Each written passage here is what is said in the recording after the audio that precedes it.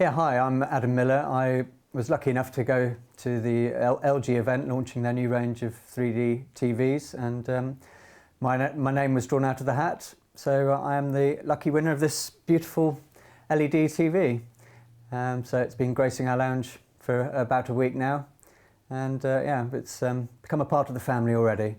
Well, I think the most impressive thing is obviously the 3D in general.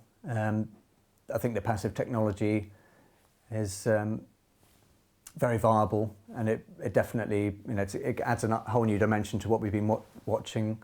It creates an event out of the TV experience, and it's stunning in 2D as well as in 3D. So I think visually, it ticks all the boxes. And considering that, if we were watching it with £100 a pair active glasses, I wouldn't be letting my kids anywhere near them. So we can sit there all relaxed. I'm not looking over my shoulder, making sure they're not chewing the hell out of the glasses. So it's a very ready, accessible, and within most people's budget, I would say as well. So it has recreated that feeling of an event.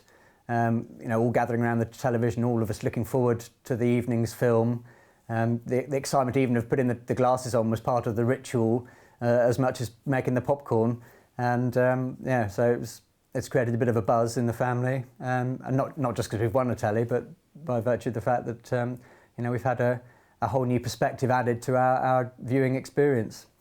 As a non-glasses wearer, it did feel a bit funny. I mean, we're not used to having something perched on your nose, but they're very lightweight, and after a little while, you didn't really notice. I mean, the kids kept lifting it up and saying, "Oh, the picture's all blurry," and we had to keep explaining to them that the glasses actually made the picture clear. It certainly wasn't intrusive or something you found irritating. When I first listened to high-end CD, you could hear different details in the music, and by the same token, watching a Pixar movie in 3D allowed me to notice other things in the detail of the animator's craft. Things like the little ball that the hamster runs around in Bolt.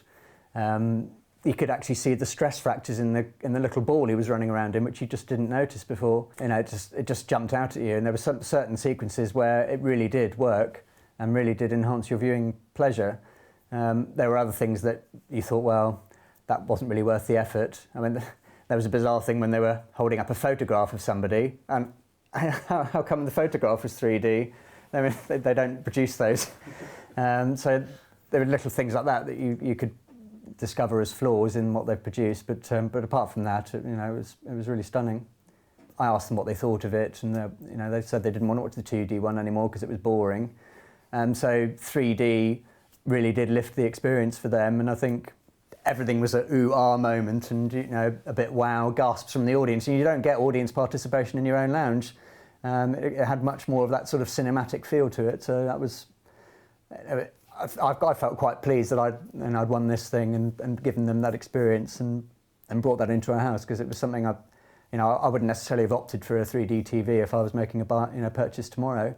But I'm glad that we had that chance. The good thing about them is that they are well built.